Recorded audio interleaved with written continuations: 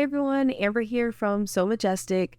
Thank you so much for joining me today. We are on month 4 already of Cotton Cut's Puzzle Mystery Quilt, The Tree of Life. I am sewing up a large Moonlit. So we have 2 sections for month 4. This is 4A and this is 4B. So thank you again to Cotton Cuts for allowing me to be an ambassador. If you are following along or interested in joining at the end of May 2024, if you're catching this, the signups open for the Wild West Puzzle Mystery Quilt. So I'll have the link below to Cotton Cuts, and all the new colorways are posted and named. So signups are starting soon. Definitely let me know in the comments if you're joining in and what colorway that you hope to sew up. So I hope you enjoyed this month's video. Thanks. All right, so we are on month 4 of our Tree of Life Puzzle Mystery Quilt. I have the large size, the large clue here. So we are making 4 of section A and 2 of section B. So I have all my fabric laid out here where I can easily grab it. And as always, I'm sewing with the matching Aurifil thread. I'm sewing on a Singer 5528 with a size 7010 universal needle. So for section 4A, we're doing 4, but I'm only going to be building 1 of each. So first we need our triangle E, and our triangle E is this black and gray with almost looks like flowers.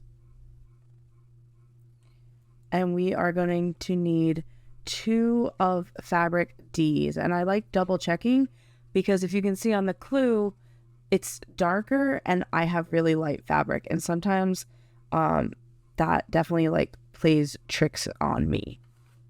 So we are making flying geese, and you definitely want to make sure your fabric is the right side facing up. So I always start with my right hand side, and I use the full 1/4 inch seam allowance.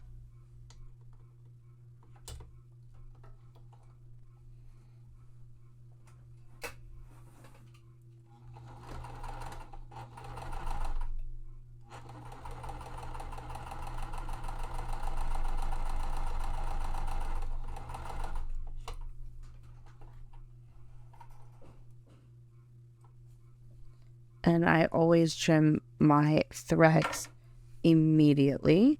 So I am pressing my seams to the top and to the right. So again, definitely making sure I'm not stretching any of these because they might be on the bias. So I'm not pulling, and I'm not using steam either.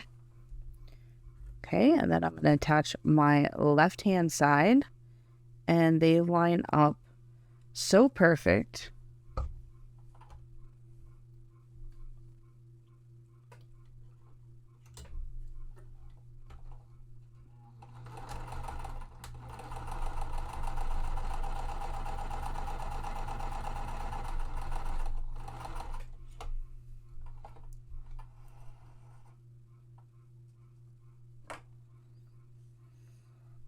And so for this one here, we're pressing our seams to the top left.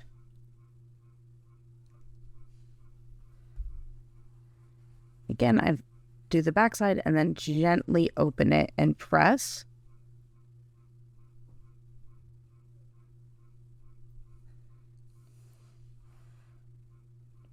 And sometimes, especially with flying geese, I like to add, just keep the heat there a little bit to really set my seam. Okay, so you need 4 of them. So I did my 1, and that's step 1. So I'm going to put it up in the top left. Okay, so now for step 2, I need the large C triangle, which is this one here. This one reminds me of sea glass. and 2 smaller B triangles, which are my white fabric, and it almost looks like, to me, it looks like watercolor flowers. So that is our B fabric. And again, we're making 4. So if I was doing all 4 at once, I would definitely like chain stitch them, do like sew all 4 right hand sides, then all 4 left.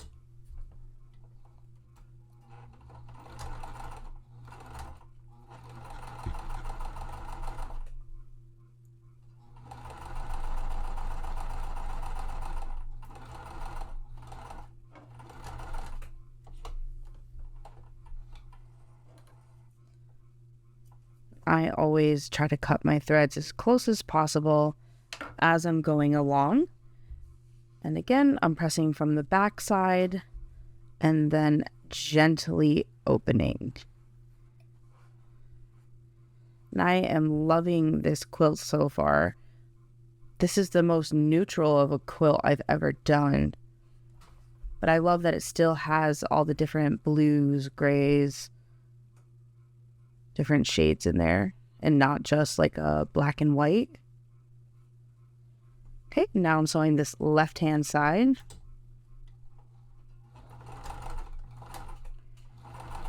And let me know in the comments, do you backstitch in the beginning and the end of your pieces? Normally I don't. When I'm quilting, I do, obviously, with bag making, because you want it to be really secure. But I saw a tip somewhere that said that it helps keep your quilt more secure. So I've been trying to do it when I remember. So let me know if you backstitch at the beginning and the end during your piecing.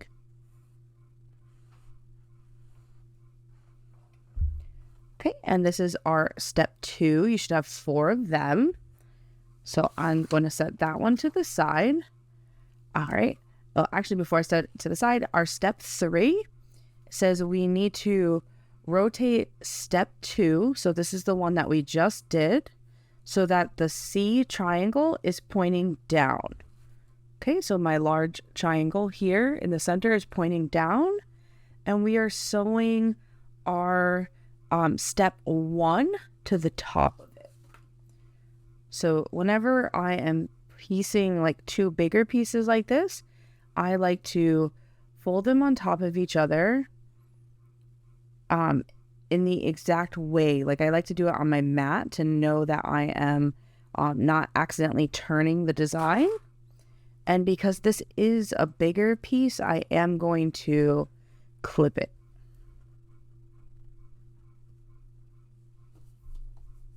Clip.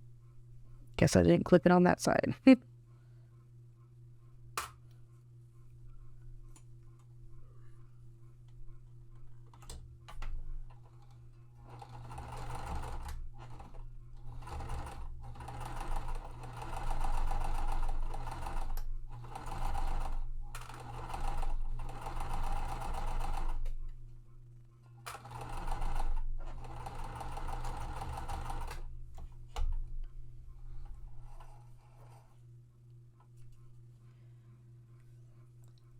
Right, and then our directions are, for step 3, are showing the arrows pointing up.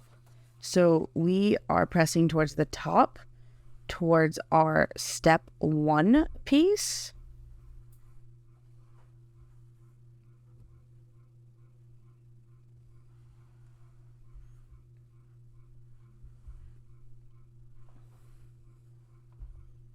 And I'm just pressing all the seams once again while I'm over here.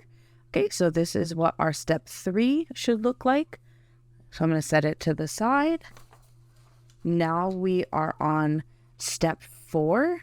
We need a large D triangle. So again, my fabric D is this lightest color. And 2 small A triangles. And A has the darker with the, this one also looks like sea glass. Okay, then I always start on the right sides together. And if you are catching this during May of 2024, the next Puzzle Mystery Quilt is the Wild West, and you can start signing up on May 31st. So I will also be an ambassador for that. I do not know my colorway or size yet, but I will definitely be sewing one up. I'm just pressing my seams again to the top right. And for the Wild West Puzzle Mystery Quilt, if you don't already follow Sean, the guy who sews, he is also an ambassador for Cotton Cuts. We are going to pick each other's colorways. So I'll link his information in the description below. And he does like a live every Saturday and a lot of fun to watch.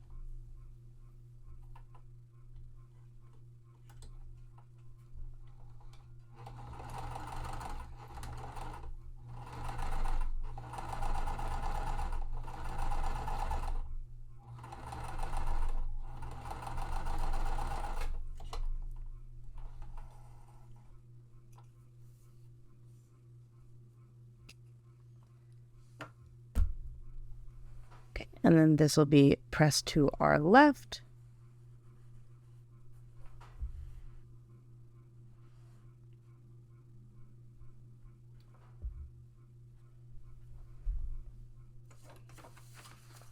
And we are now on step 5. So we need to join our step 4, which is the one that we just made, to this top of step 3. So what you'll notice is that our D fabrics here are going to line up. So for this, this has the center seam, but this one doesn't. So I'm just going to make sure my whole edge is aligned.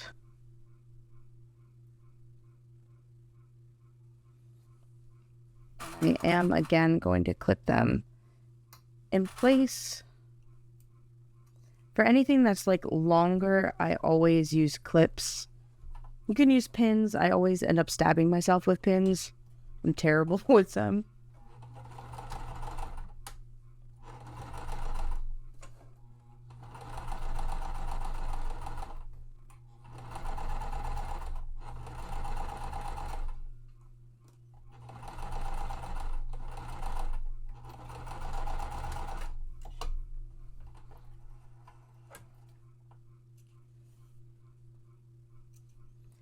Okay, and for this one as well, we are pressing our seams up towards the piece we just added. So again, I'm pressing from the back and gently opening it.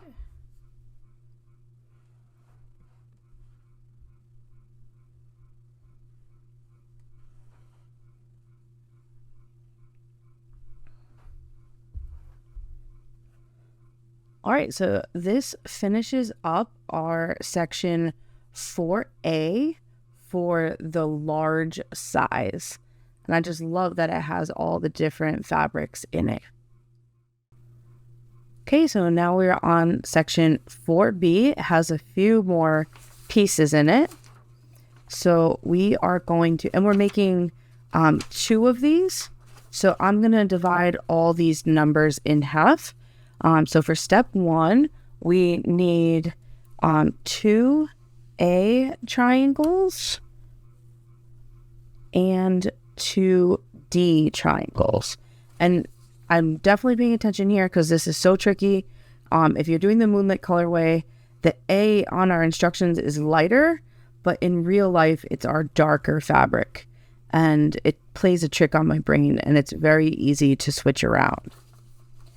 Okay, so we need 4, so I'm going to do 2, and I am going to place these right sides together, and I'm going to chain stitch them.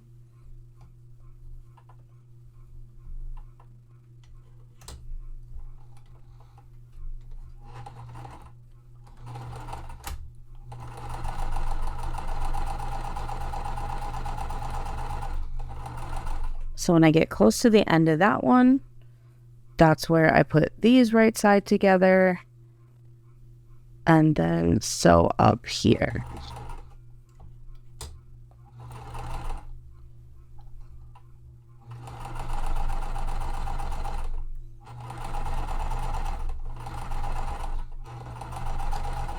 And if you have a machine that likes to like eat your fabrics and you need to use a leader piece, this works really well when you're sewing more than one piece together.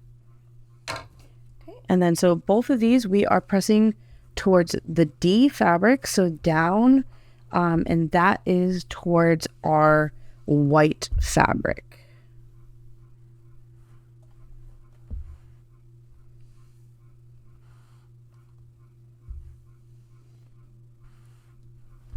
Okay, the same thing for this one, pressing that back side first and then gently opening.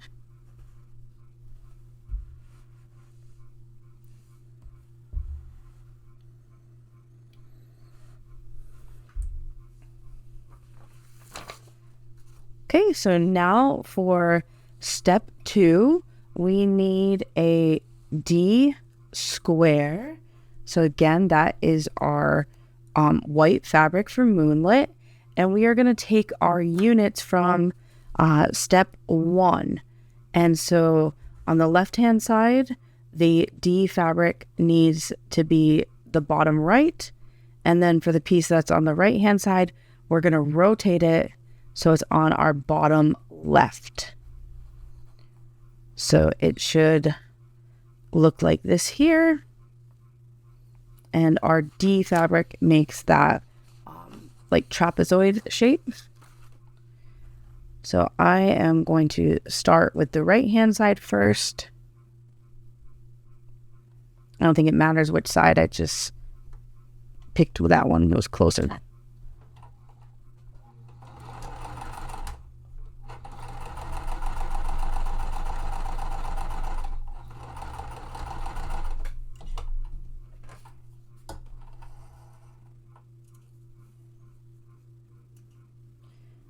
And then we are pressing our fabric to the right hand side, away from that center D piece. And I'm not stretching it, I'm just gently making sure it turns over.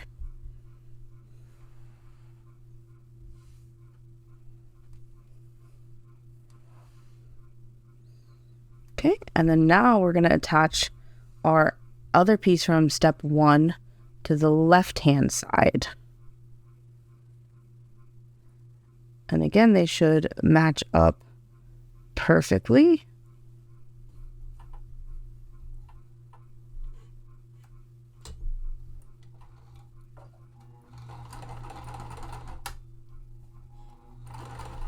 I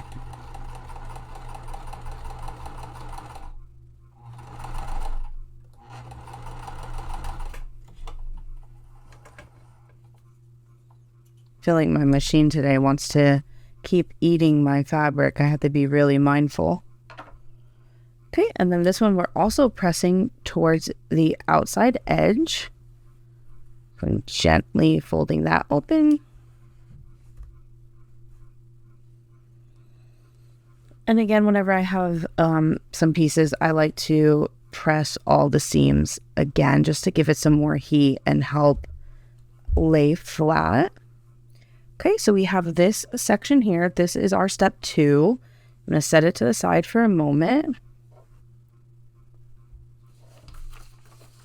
Now for our step 3, we need an A square. So again, our A is the darker fabric.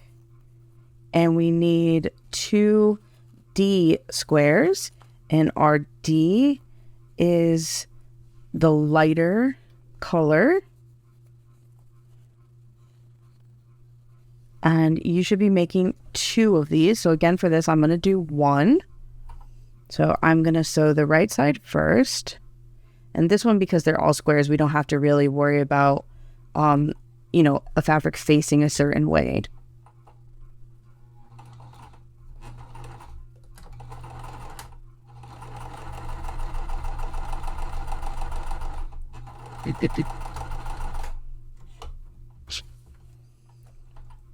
And now for this one, our arrows are facing towards our center block. So we are actually pressing towards the the darker A center. So it's darker in person, but lighter in the instructions. So that's where I tend to get confused. So easy to do. All right, so then we're going to attach our other D piece to the opposite side.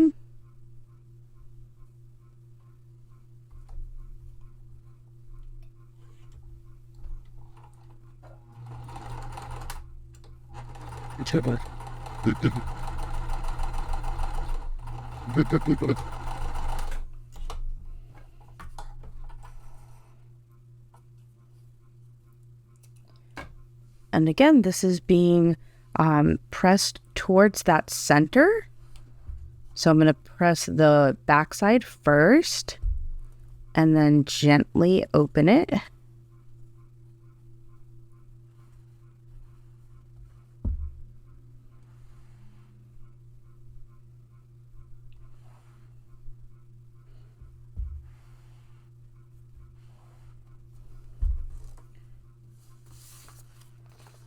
Okay, so that finishes up step 3. And now what we need to do is join our step 2 to the top of the piece that we just did.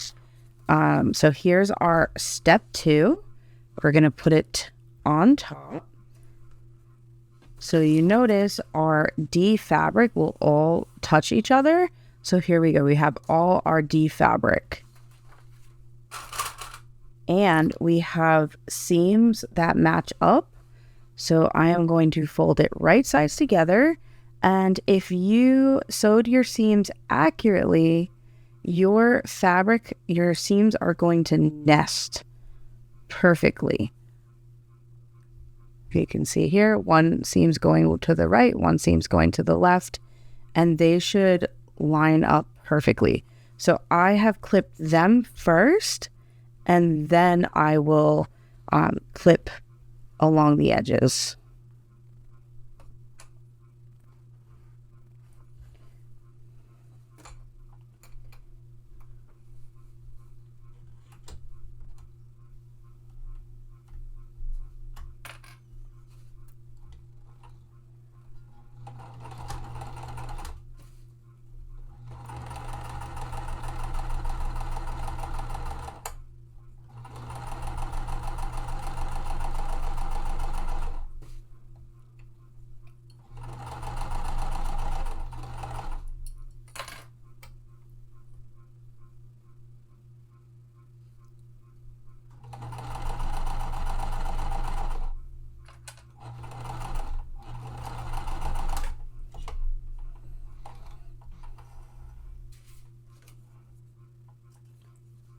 And then our seams are being pressed up, so towards our piece that has the 2A half square triangles.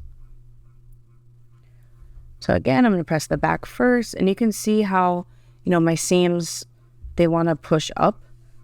So that's why I constantly give them some more heat. Okay, and then gently opening, and I'm not tugging.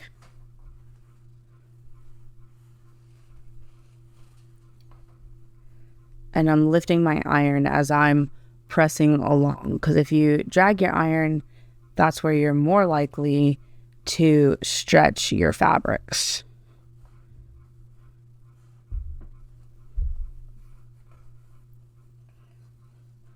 All right, and you can see that our seams lined up pretty much perfect. I'm very happy with how that turned out. So that is our step 4. I just set it to the side for a second. So now we're on step 5. We need a large F triangle. So F is this one here, and 2 C small triangles, and C is this one. So you are going to be making 2 of these. So I'm just going to do the 1. So I'm starting on the right hand side first.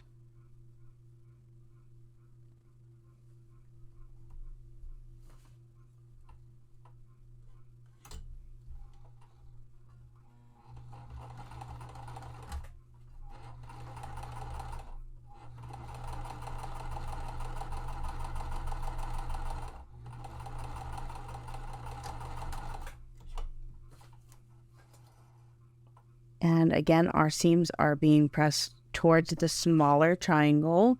Whenever we are making flying geese, we are pressing our seams out towards the smaller triangle pieces.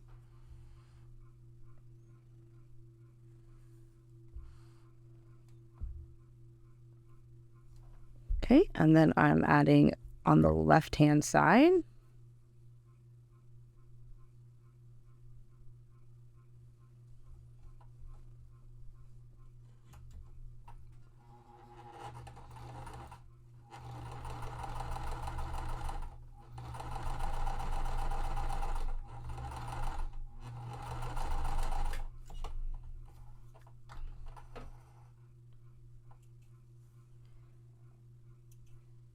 And again, we are pressing this one to the left.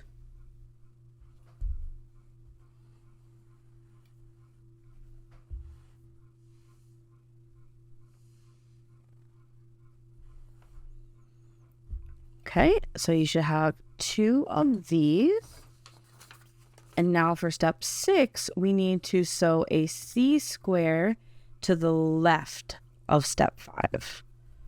So here's our C square. It's going to go to the left, and you're doing that for both. You should have 2. So making sure they're right sides together.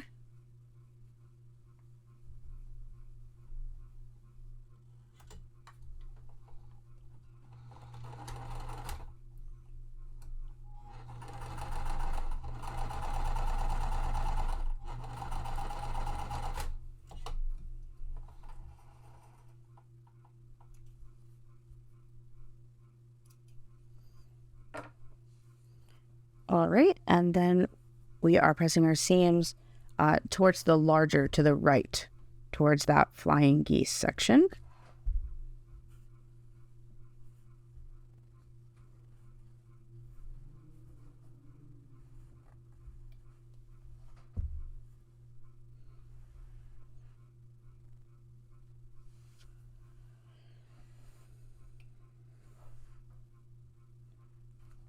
Perfect. So now we're going to have to attach these. So in step 7, we are rotating step 6. So the triangle is pointing down. So rotating it around. So our C square is on the top right. And we are joining it to the top of step 4. So our 2A half square triangles should be pointing up, matching our C. And if we look here, we have 2 things that we need to match up. This seam is going to match up directly to this one, but I also want to try to line up this seam to the center here of this triangle. So I'm going to fold them on themselves, but then I'm bringing it closer to me so I can see it a little bit better as I clip. And I'm clipping the seam on the right first because those seams nest. And then if you look here, I can kind of pull this back and see that my seam is going to line up with that center where they come together. So then I clip that one, and then I'll clip the rest of my edges. And sew across there.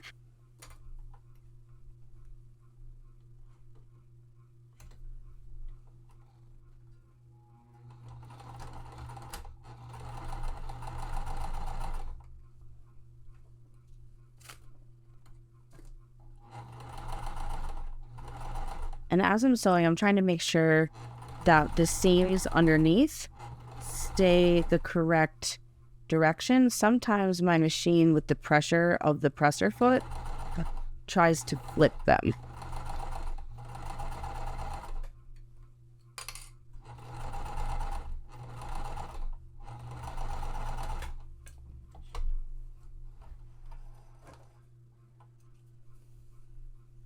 Okay, and then for this one, we are pressing our seams towards the top.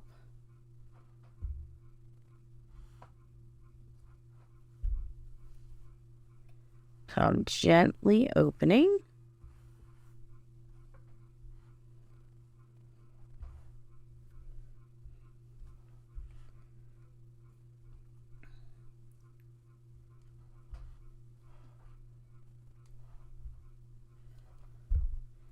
Right, and so you can see here, this seam is like a millimeter off. I'm not really sure if you can even notice on camera, to be honest. But this one lines up perfectly. So this is our completed 4B block. All right, we have just finished up month 4. So your 2 blocks should look like this. Thank you so much for joining in. If you enjoyed the video, please like, comment, or subscribe. Every little bit helps and helps my channel grow, and I appreciate it so much. And don't forget, signups are coming the end of this month for the next Puzzle Mystery Quilt, and you don't want to miss out. See you soon.